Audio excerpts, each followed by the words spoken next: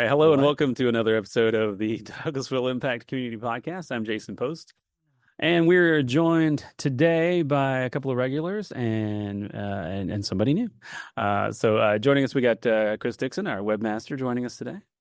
Good afternoon or morning, Yeah, everyone. it's afternoon by now, right? David Garcia, our branding and design manager. Hey everyone. And joining us as our special guest today, Miss Shajra Thrasher, who is our, I guess, relatively new Parks and Recreation Director, eh? Yes, Yeah, 3 months, maybe 3 close to months. now month 4. So Well, but hello. you've been around a lot longer, though, right? How long you been with the city now? 6 years. See, there you go. It's just moved into a new position. You loving it? Yeah, Loving it every day. This is our busy season, so this is literally where Parks and Recreation comes alive. absolutely. Yeah, it's bright and sunny outside, and people want to be outside. We just saw a bunch of kids and some of your crew out at the watch parties, the Goals on the Green. So yeah, Shahar and I are dressed for the day because we had a Goals on the Green watch party. Uh, John and you had some of your mobile rec unit, I guess, was out at the Town Green Yes, or Goals our on the Rick and Green. Roll Wreck and roll. mobile unit. Mm-hmm. Yeah. So there were lots of kids out there having fun while we watched the game. Super exciting game today. Yeah. So we just literally finished up. If they went into overtime, we probably wouldn't have made it finish the game because we had to come do the podcast. But yeah, very exciting game. Argentina pulled it off at the last second win. So out of nowhere. So World Cup has been exciting. Have y'all been watching a lot of the games? I've seen a few of the games. I'm not like a diehard fan, so I don't watch all of them, but I do get to the important ones. The important ones. I think this was cool. Is a lot of people who are not like diehard soccer football fans are watching it just because it's here. Even it's the World Cup and it's the World Cup every 4 years, but I think just because it's here, a lot of people are watching it. So it'll be interesting to see how much. It'll be interesting for you guys, Shahar, to see how much spike there is in soccer after this because we have Yes. soccer that happens down at Valley Field, right? So we actually just started our first soccer league this year. So we played at Jesse Davis Park at the Harvey Jones Memorial Stadium. Yes. So this was our first year doing a full soccer league, and we've partnered with Atlanta United a few years to do a soccer Right. clinic every year. Well, it'll be interesting to see how your participation spikes after this year because I think a lot of people have started watching and going, "Wow, I didn't realize how I know it's really entertaining and fun and I think a lot of people were saying I didn't realize how physical soccer was. I was talking to someone the other day and said I didn't realize how physical this was, how much contact people make and stuff. Yeah, it's interesting. So With no Lots. padding. with no padding, no, they go down hard. They got a couple of shin guards. That's about it. So it's fun and exciting stuff. So well, Chris, as you chimed in there, you want to tell us about some news? You want to go ahead and knock out some news and stuff? What's been going on around? Yeah, the community? absolutely. It's kind of a light news day, but the news I have is really, really big. So, at the GMA annual convention during the last week of June, a very important thing happened, and that was our mayor, Rochelle Robinson, was sworn in as the third vice president of the Georgia Municipal Association for the 26-27 term, which Yeah, means that she'll be third vice president for this year. The next year, she'll be second.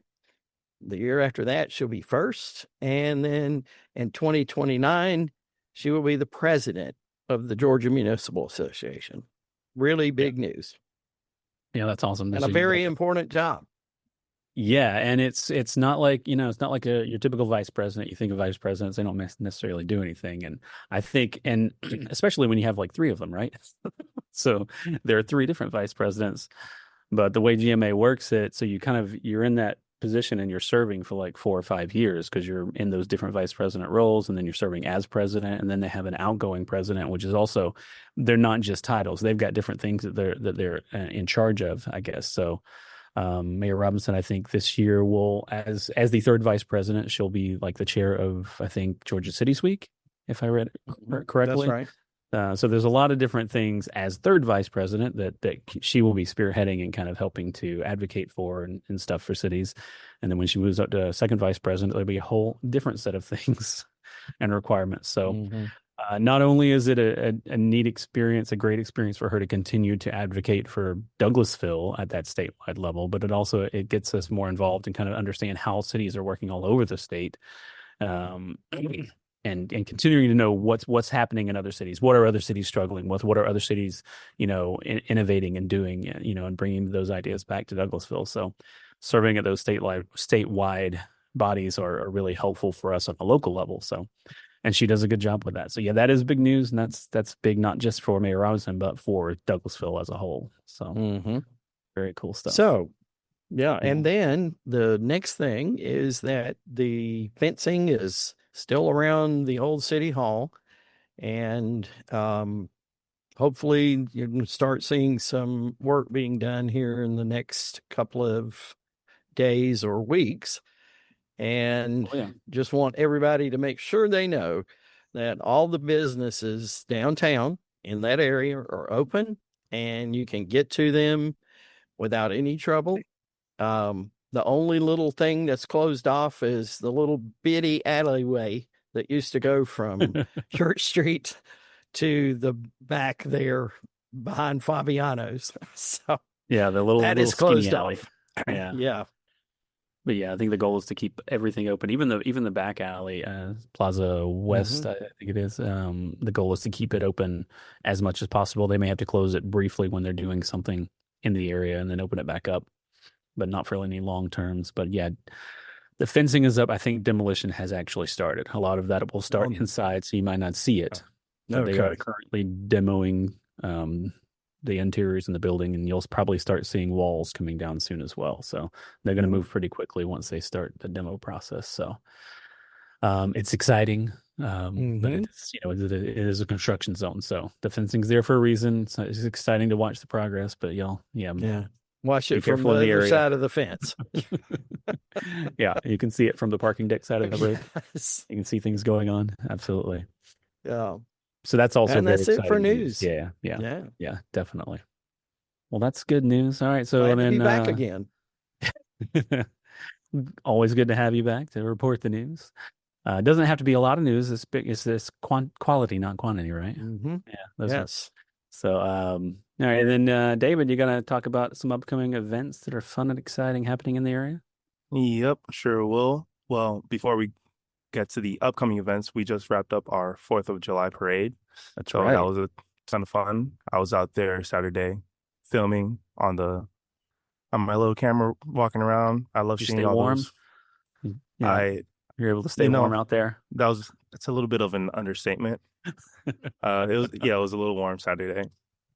It ended up being quite comfortable, actually. They kept talking about like this heat dome and record temperatures and dangerous to be outside. It ended up being a really comfortable day for the most part. I mean, it was hot, but I mean, we're in Georgia in July. I don't think it was out of the ordinary hot. No, it wasn't too bad. I think last year was probably a little hotter. Yeah. And you had the big Steadicam rig on, which is hot. And that was my first time using it, but I enjoyed it. I enjoyed seeing the floats, and I hope everybody else enjoyed it. Yeah. And then after the parade, they stayed and hung out in the town green, and Shajra and her crew had a big party going on, right? We did.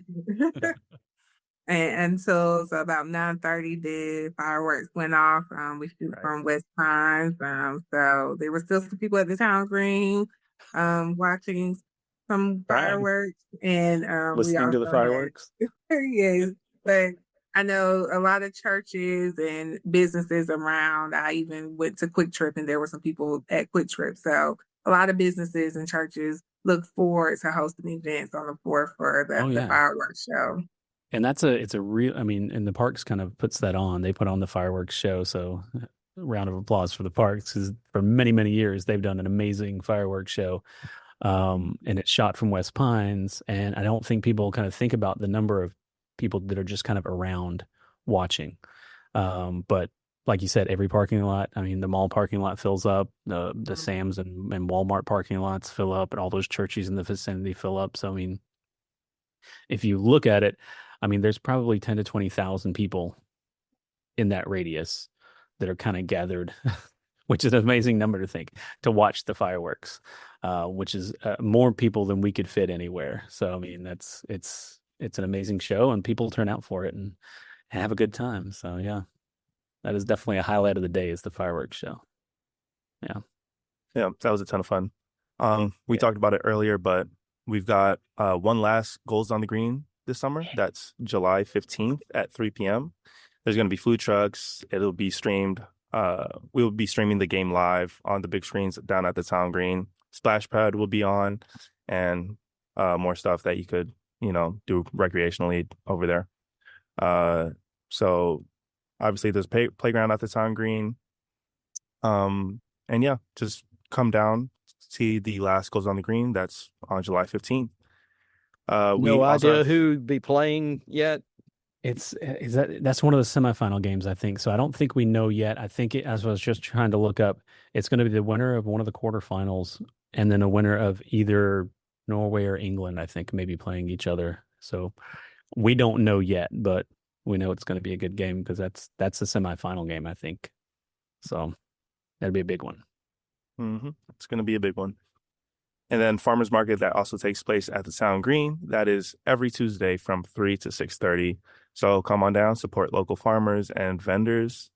And also we have town halls coming up. That's That's right. the first is this week, July 9th at West Georgia Technical College. That is at 4600 Timber Ridge Drive. And this is for the Ward 1 area, represented by Mayor Pro Tem Terry Miller. And then the second town hall meeting is next Tuesday, July 14th at the Douglasville Conference Center. And that is for Ward 2, represented by council members Nicole Miller and Elena Hudson. Both town halls start at 6 p.m. and will have updates from city staff as well as opportunities for comments and questions from citizens.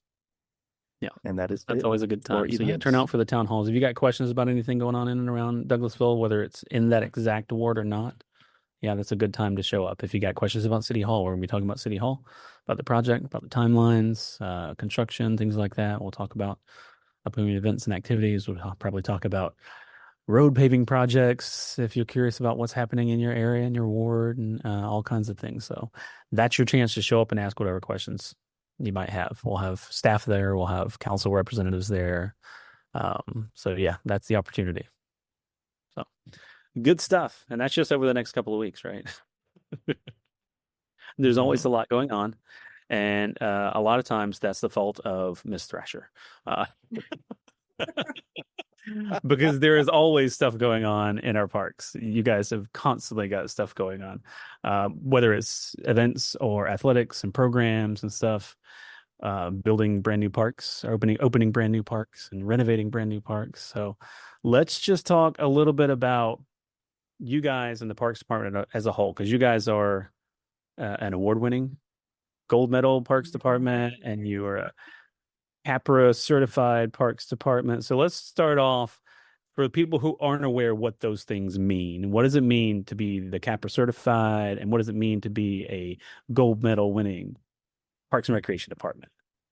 Yeah, so we were the 2024 gold medal winners, which is a national recognition that we have the highest level of recognition you can get for a Parks and Recreation Department. We were in the standings with a lot of park districts in Illinois. Park districts are separately funded, so they are not under local government. So their budgets typically could get $45 to $60 million just for their park department. Wow. Yeah. So we were going against agencies that have the funds and resources more than we could ever imagine. And for them to choose, the judges to choose Douglasville as the top Parks and Rec department in our service area, that was amazing. So it's a very competitive, really big bragging right. And it's something that we just continue to hold that high standard. And again, that falls into CAPRA, being a CAPRA accredited agency, that means that we follow best practices in Parks and Recreation. There is 154 standards we had to pass in order to get that accreditation.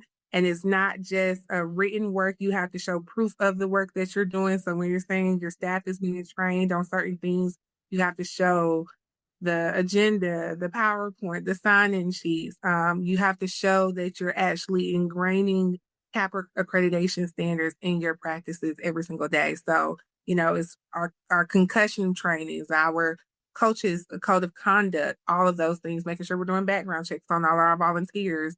All of those things are included. Asset management and how we handle our finances. Those are just some of the topics that we cover. So that means we're, again, we have those best practices, and there's less than 300 CAPA accredited agencies throughout the country. And then when you look in the state of Georgia, I believe we're about 13 to 14 CAPA accredited agencies in the state. So that's with over 200 parks departments. So it's a really big accomplishment. Wow. Yeah, absolutely. And then that's like a long-term process. I know we were kind of building toward that CAPA thing over many years and stuff, but I don't think anybody who's come to our parks and participated in the programming, things like that, would be surprised about that at all, because there's always really innovative and cool things happening in different programs. And I think one of the things you and your team really focuses on is having something for everybody. Yeah, and I know that, you do a lot of work to say, all right, where do we have our gaps? Where are we not providing? And then you kind of focus on that. So let's talk about, like, over the past few years. I know one of those areas was girls in sports, right? Yes, And that was something where y'all saw there was an issue. It's taken off. So when we first started our initiative, we highlighted girls in sport, senior programs, therapeutic recreation, and teen programs. So those were our first 4 kind of points for programming. And girls in sports took off. Now we have over 200 plus girls playing in youth volleyball. We have girls basketball. We have softball. We just have a robust, we do flag football. So we wanted to make sure that there was some inclusivity when we talked about girls in sports. We just didn't want to say, okay, well, a girl can join the team, but more so actually creating those sporting opportunities specifically for girls. And so we've done, this year is our second year doing a summit for the young ladies. We do that about April, May. And this is just She Belongs, where we just really empower them and show them. We bring in coaches, college coaches, girls from colleges and different professions to talk to them about the importance of girls' sports, as well as having opportunities to share with their parents. Our senior programs have grown. We have a senior center. We have over 600 members in our senior programs. Our teen programs, we are live and thriving with our teen programs. We actually have, I'll plug this event now, our teen pool night. We have one coming up August 6th. We just had one last week. It didn't rain, but the team was amazing with pivoting with some activities. We had over 30 teams there that night. So we're trying to create fun and safe environments for our teens. We do workforce development programs. That's something really big and kind and dear to my heart. So I want to make sure that, we service our teens. And again, with the TR programs, we just hosted our annual Adaptive Day of Play. We hosted that about 2 weeks ago. So we're always trying to find inclusivity. And now we're like, okay, we're focused on these 4 groups. Now who we're missing. So we realized we're missing those kids under 5. So you'll see some of our programs that we offer now are for the youth under 5. We even have a babies reading program that will start back up in the fall. We did it in the spring. And then adult programs. So figuring out those that are younger than are 50 plus, but older than are 17 and under. So making sure we're providing those activities. So we actually have summer kickball going on right now, then summer basketball. So we're always trying to figure out ways to get everyone included in recreation.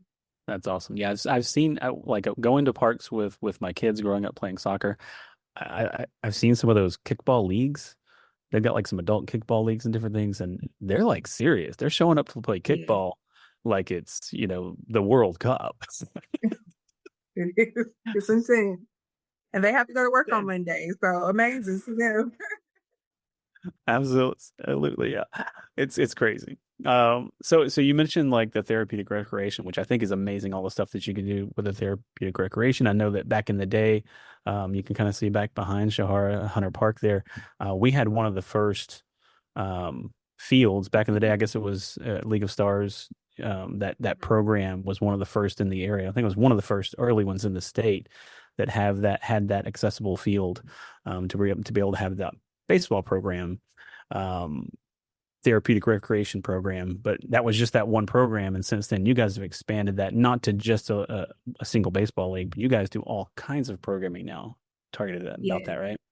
Yeah. Yes, therapeutic recreation. That is my background. I've loved working in TR. So something that I was charged doing when I first started here was how do we grow this program? So things that we've done, we partnered with our assistant director at that time, John Penn. He was our athletic program manager, but we created a adaptive basketball program that we still continue on. So now we not only have baseball, but we also have basketball. We also have partnered with different organizations. So, we have a dance program that I believe they performed at the 4th of July event. So Oh, that is a mhm. free dance program for individuals with special needs and disabilities.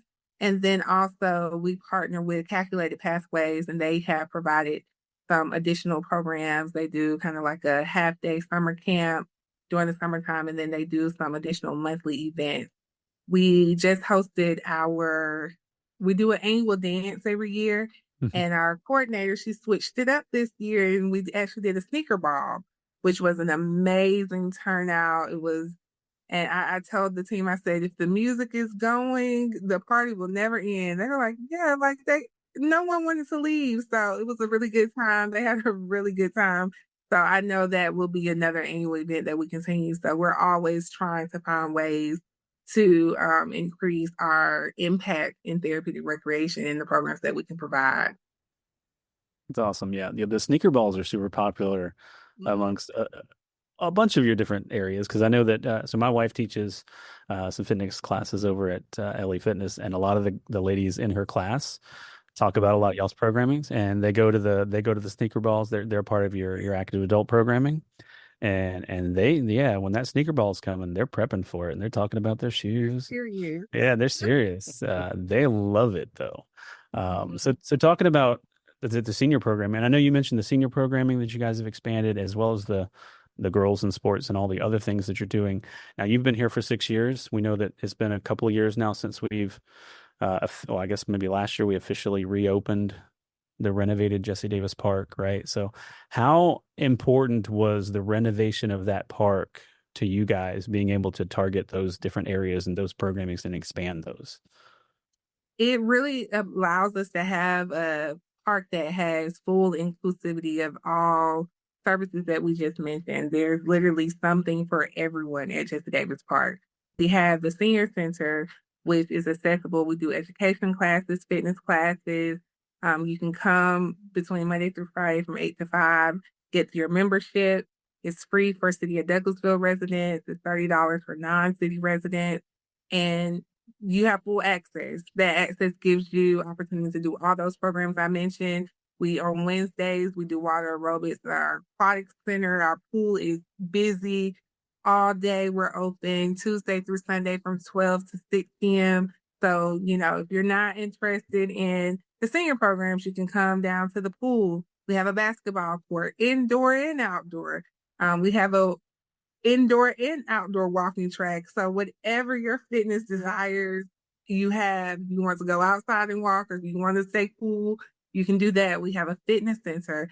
So there's so many different things. And if you're not one that comes to the park to recreate, but you just want to come and have your family reunion or your child's birthday party or a graduation, we can also host that at that park. Then, of course, we have our football field, which currently we're actually hosting a 7-on-7 tournament with former Carolina Panther Cam Newton. So those are things that we continuously do. We've hosted large events in the park. We've had really small community or local events.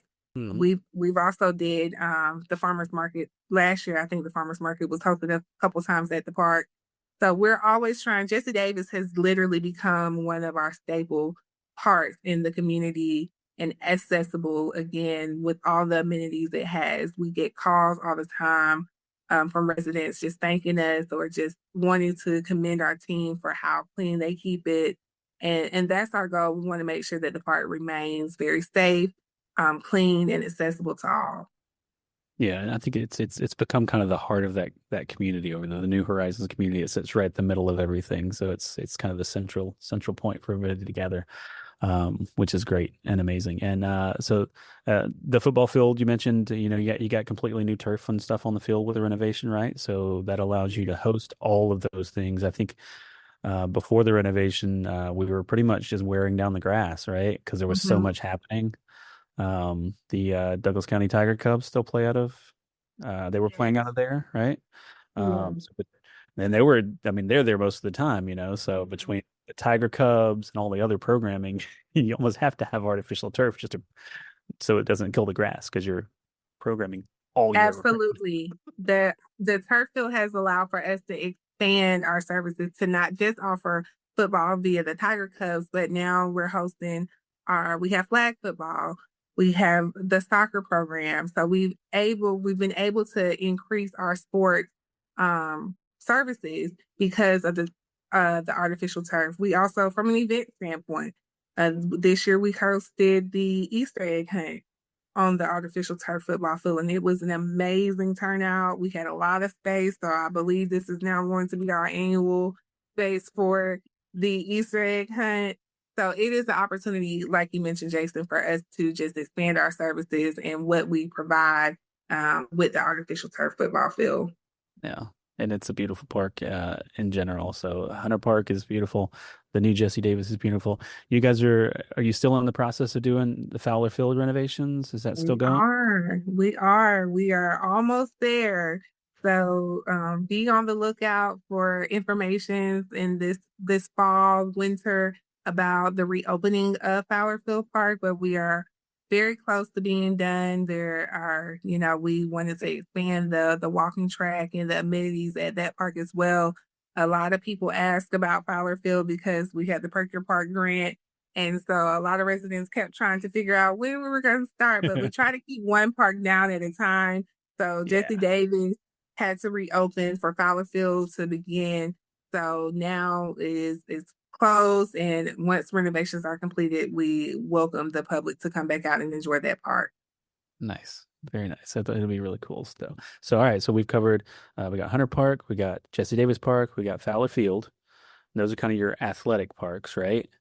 But you got some pocket parks too, right? So there's six or seven in the whole list. I'm trying to remember all of them. So We you have got 7, and seven. then we have the Town Green, Town Green which counts is as one now. mentioned. Yeah. Yes. And then we have Willing our Workers, Willing Workers, Mill Village, Mill Village, Worden. Worthen Park. Yeah. Yes. And then we So have it's West Pines Golf and West Club. Pines Golf Club. That's right. Mhm. Which we forget about that one because it's a little bit different. Because it's not like a public park, but it is a municipal golf course. But it again, as we were talking earlier about this parks department out winning awards, our West Pines Golf Club is constantly being recognized as Yes.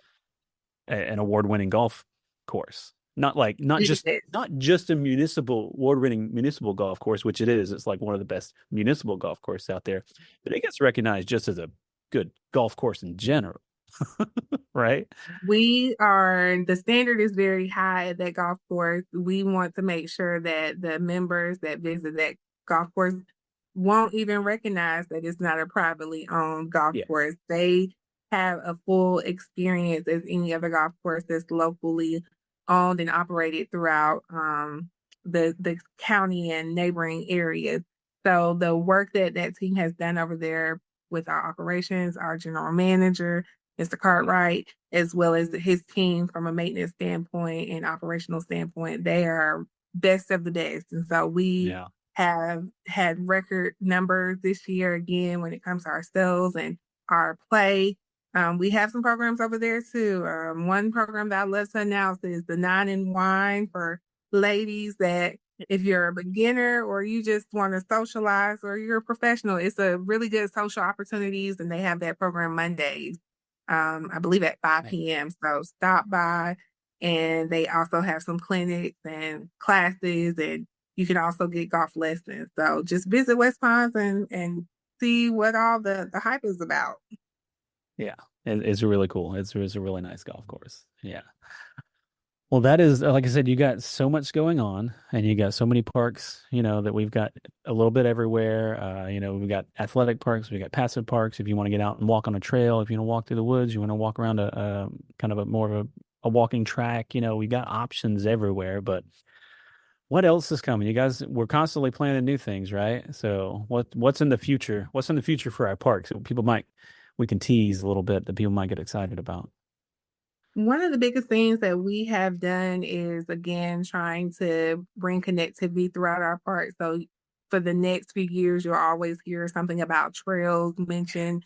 Our goal is to always try to increase outdoor access to recreation. So be on the lookout for more trail projects, as well as, of course, we onboarded the Innovation Lab, the Youth Innovation Lab, which was the old Boys and Girls Club. So we are 90% done with some of the other renovations in there. Once it fully opens, will be accessible to the public. But we still, at this moment, we are fully operating our teen camp out of there right now. And when school starts back, we'll have some out of school time after school program. So check out our Youth Yeah. Innovation Lab. It's for literally the name, our youth and teens. We wanted to make sure we stayed true to what that building was originally for. And so that is the place where we will do a lot of activations in regards to youth and teens after school summer programs. And so check it out if you haven't stopped by.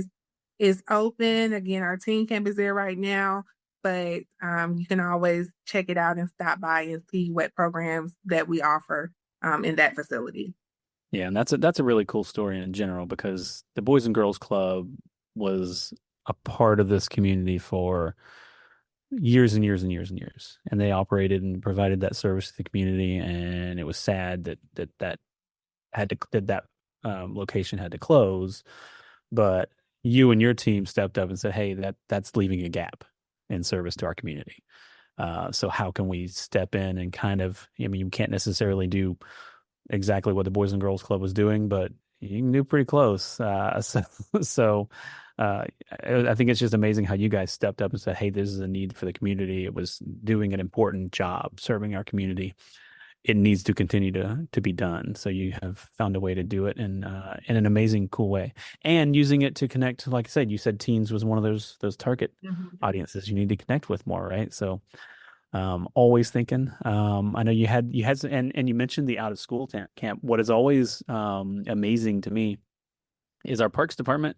If school is not in, you guys are doing something. Absolutely. If it's spring break or winter break or fall break or Christmas break or summer break or something, there's a camp probably happening. So Yeah. if your kids are normally in school and they're out of school for some reason, check with the park because there's probably a camp going on that day. Check early. Do not check early because they fill up. For summer camp, check in March. I always tell parents, check in March for summer camp, not May. We are full. No. But anytime the kids are out of school, especially that 5 to 12 age range, we try to provide some sort of out of school time programming. And then again, like you mentioned, Jason, us having access for our teen programs, we're again really big on some sort of workforce development program, educational. We want to make sure our teens are ready for adulthood. So we're always trying to find innovative ways to get them connected and ready. That is awesome. All right. So if people, like I said, if people are wanting to find out what's going on, if they're wanting to find out, how to sign up for the parks camps and things earlier, the better, because they do fill up super fast. We always talk about Chris's website, douglasvillega.gov. We send them there a lot. But the parks, you guys have your own kind of focused area of the website, which is douglasvilleparks.com. So if we've talked about anything today and you're like, ooh, I want to find out more about that camp or what programs they're offering, douglasvilleparks.com, we put everything right there. You mentioned a lot of things going on at the gyms and the Jesse Davis Park gym. I know you guys have volleyball sometimes, you have open gym sometimes, you have pickleball, which is super popular and fills up. So I know Chris updates the websites with all the appropriate information. So if you go to douglasvilleparks.com, there are weekly gym schedules, so you can say, "Hey, when is open basketball time? When can I go and play pickleball? When can I go play some volleyball? When is it just open gym time?" All that information we try to keep updated on the website, so you can go there and figure out when you want to go and do what. All the different programming options, from seniors to teens to adults, all the way down to you said under 5 now. We're targeting the little bitty kids, right? The little bitties. Yeah. So something for everyone. I think that's what we like to say about Douglasville in general. There's something for everyone. Our goal is to have a little bit of something for everyone. So definitely check out douglasvilleparks.com. So what else do you want to leave people with if they're watching or listening, and anything else that we haven't talked about that people really need to know about our parks department? To this month is July's Parks and Recreation Month. So the theme is the power of. So the power of parks, your communities, access. And so we love July's Parks and Rec Month because that always allows us to celebrate our parks. And then the last program I will mention, or community event that we'll have to close out the month, is our Movies in the Park, which will be July 31st at Jesse Davis Park. You can come out. The movie is Lilo and Stitch, so I did want to make a mention of that. And what Jason said, everything else can be found on Chris's website, as well as signing up for our monthly newsletter. So if you don't go to the website, sign up for the newsletter. A monthly newsletter will come out with highlighting all of our programs and events for that month. Yeah, the website is then the newsletter is a great tool to find out all the new things coming, but check the website, because I know you have the movie in the park. Occasionally there's rain or something like that, and you guys are always ready to adapt. And at Jesse Davis, you can kind of shift it inside of the gym or something like that, right? So you got options. But yeah, definitely check the website. We'll post updates and stuff if you're ever concerned, hey, is this still happening, or anything like that for weather or something. We try to keep it up to date as much as possible. So lots and lots and lots of stuff happening in the park. And we've probably only mentioned a fraction of the things happening over the next month or two, even, because it's just like that. Every single day there's something going on. So if we've missed anything, it's probably available on douglasvilleparks.com. It's probably listed over there. Or if you go to douglasvillega.gov, if you go to the events calendar, it's got all the park events, all the city events, and everything all in one place. So I think that is probably going to cover everything. Like I said, I'm sure there's stuff we forgot, but well, hey, there's just too much. Shajra has a great team of people that works under her that does a fabulous job. Yes. You got a large crew of people. Because you got 7 parks, right? You got 7 parks and programs everywhere. So it takes a lot of people, not just to run the programs, but to keep them safe and to run You're talking about running programs with kids. So you guys, you make sure your people go through the training and things necessary to know, not necessarily just how to organize an event, but how to organize an event around kids, how to make sure the kids are kept safe, how to make sure the parks are safe, how to make sure that we're being inclusive and accessible to everybody. So yes, you have an amazing team that does amazing work that people underestimate and don't even think about the level of training and education you guys have to go through. No, yeah. This shout out to the park team, from our team members that keep our parks clean and well manicured and maintenance, and to our team members who are responsible for the programs and services, to our customer service staff that greets you when you come inside our facilities. It all works together, and nothing that we accomplish, the CAPA accreditation, the gold medal work, cannot be done without the great people of Parks and Recreation in our team. And you all, the pictures and the photography, videography, the flyers, all those things matter. How we show up on the website, those things matter to our community. So I appreciate you all as well. We're one big happy team making it all work.